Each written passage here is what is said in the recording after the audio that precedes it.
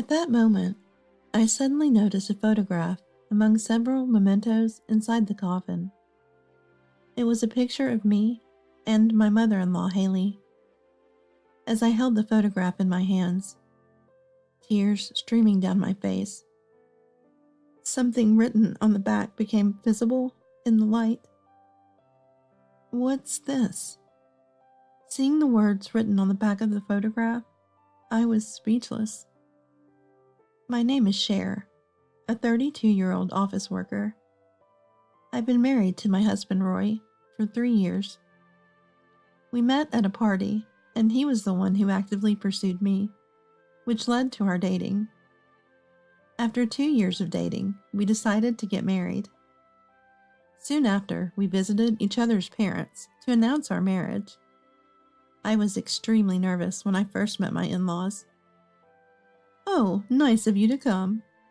"Nice to meet you. I'm Cher." "Hello, I'm Roy's mother." Haley, who greeted us at the entrance with a warm smile, was the only one there. Although I felt relieved that she seemed nice, my nerves returned when we entered the living room and saw Roy's father, John, sitting there with a stern look. My nervousness came back all at once. I greeted John too, but he just grunted, "Hello, nice to meet you," without changing his expression, as if I were a son-in-law instead of a daughter-in-law. But Haley lightened the mood, saying, "Don't mind him, he's just shy," with a laugh. Then Haley chatted with me and shared stories about Roy, making for a delightful time. John was as reserved as he first appeared, but Haley's presence made it less concerning. Roy was equally nervous when meeting my dad. My mom passed away when I was in high school, and I lived with my dad. Even after graduating college and starting work, I stayed with him, thinking it would be lonely for him alone. Plus, I worried he wouldn't eat properly by himself. My dad is usually sociable and kind, but he too put on a dignified front like John, greeting Roy with a poised demeanor. Seeing my dad like that, Roy remained tense, which I found amusing. After successfully completing the family introductions, we had our wedding and began our life as a couple. We have had a happy marriage without major arguments. Roy, being family-oriented, often took me to visit his parents. Haley always welcomed me with a warm smile. "Cher, welcome." "Hello, Haley." "Mom, I brought some sweets." "Oh, Roy, thanks as always. Let's enjoy them together. I'll make some coffee." "Okay, I'll help." Roy would always help out when visiting his parents, wanting to do everything for them as their only son. Haley seemed pleased with his assistance, always smiling kindly in the kitchen. We would enjoy snacks and dinner together, chatting amiably. "Haley, this dish is delicious." "Thank you. I'm so glad you think so. John never says anything, so I worry if it tastes right." "If it tastes bad, I'd say so." "So if you're silent, it means it's good?" John, perhaps embarrassed, would suddenly become quiet and focus on his meal. Haley watched him with a laugh, and John would grumble, "What's with the staring? Annoying." Haley's laughter at this response made it clear how much she adored John. She was very affectionate towards me, treating me like her own daughter. "You know Roy is our only child. I always wanted a daughter, so I think of you as my real daughter." "I'm glad to hear that." Haley and I occasionally went out together for coffee or shopping. "This combination would look great on you, Cher." Haley had worked as a stylist and fashion coordinator, so she had an excellent sense for choosing clothes. I liked clothes, but often struggled to find what suited me. Shopping with Haley was helpful, as she always picked out clothes that fit me well. Thanks to her, I was able to make very satisfying purchases. Working in an office where I can wear casual clothes, I received many compliments when I wore the outfits Haley picked out for me. Shopping for clothes with a daughter and seeing her wear what I choose was always a dream of mine. I'm so glad Roy married you, Cher. I'm really happy to have you as my mother-in-law. Oh, that's wonderful to hear. How's Roy?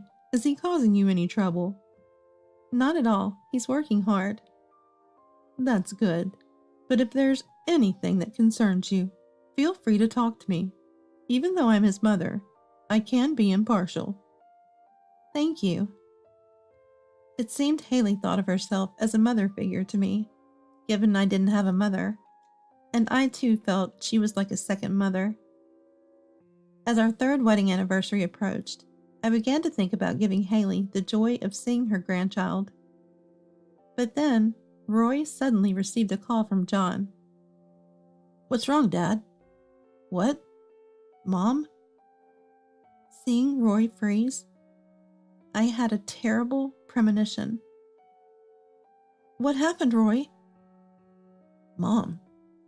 She's passed away. What? It was so sudden. Haley had collapsed unexpectedly and was declared dead at the hospital. Both Roy and I were deeply shocked. At the hospital, the usual stoic John was visibly distraught. How can I live alone now? Dad. John looked like he was about to cry. Despite his usual demeanor, he truly loved Haley.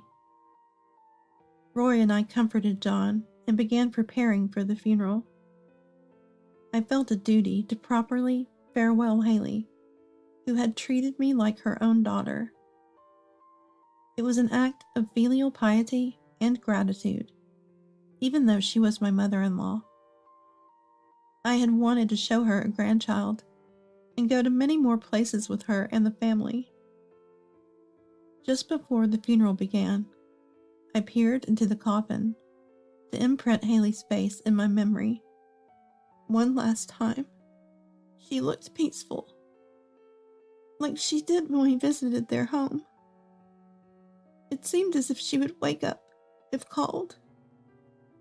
At that moment, I noticed a photograph among several mementos in the coffin.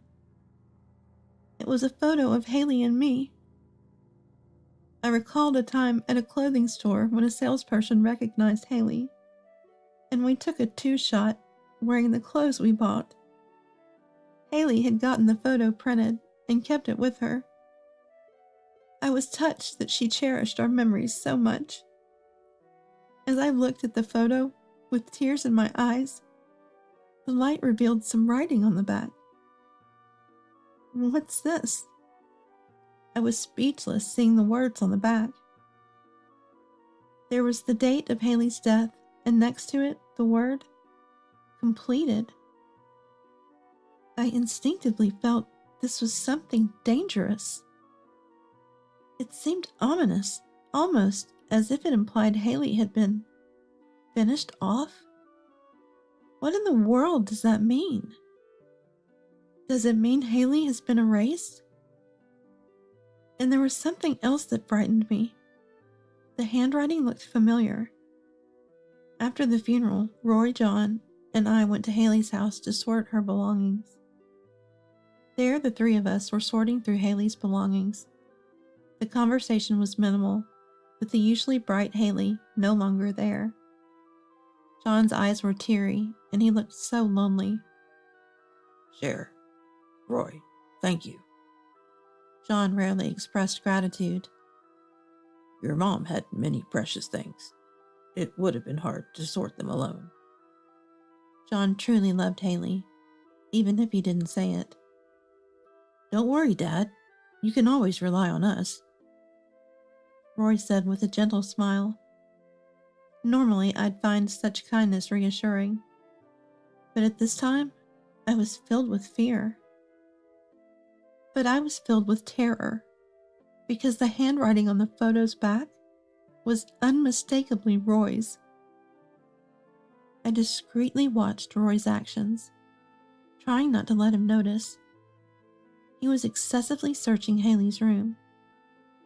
John initially focused on sorting, but he seemed to realize Roy was looking for something. What's wrong, Roy? Are you looking for something? Oh no. Roy seemed flustered when John asked him. I was just curious about the things Mom cherished. I thought I might keep anything that could serve as a memento. I see. She did have a fondness for little trinkets and jewelry. Feel free to take anything you like. My husband looks relieved when John says so. Relieved by John's words, Roy resumed searching Haley's room with renewed focus. I was torn about what to do. I suspected Roy, but had no proof he harmed Haley. I couldn't report him based on mere suspicion. And I didn't want to believe that my loving husband, who always smiled so kindly at Haley, could be guilty. But once suspicion took hold, every little thing seemed incriminating, and I became increasingly fearful. Even at home, I was too scared to be at ease around Roy. Amidst this, I unexpectedly received a call from my dad. Dad, what's up? Sorry to bother you suddenly, Cher. I seem to have hurt my back. Are you okay? It's pretty bad. Could you come over and help with the housework for a while? That bad? Can you come over? All right, I understand. I explained the situation to Roy and decided to go to my dad's. Roy said, It's serious. If something happened to Dad, go ahead. Though I felt sorry for Dad, I was relieved he hurt his back at this time. It gave me a chance to be away from Roy. I packed some clothes and headed to my parents' house. Upon arriving, I unlocked the door. Dad, I'm here. Are you okay? I called out immediately.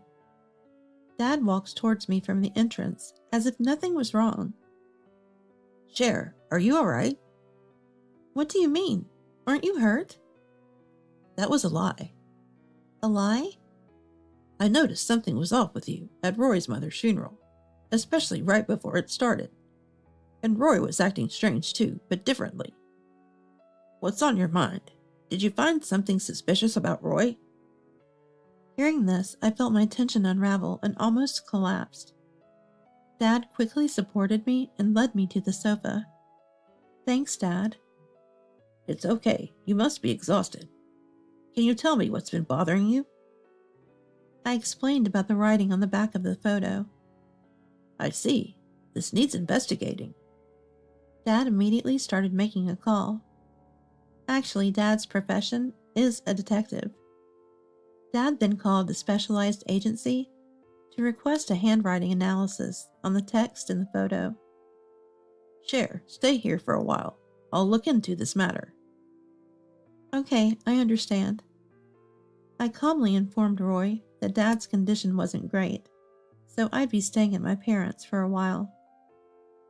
Roy accepted this without suspicion. Meanwhile, Dad began investigating Haley's death.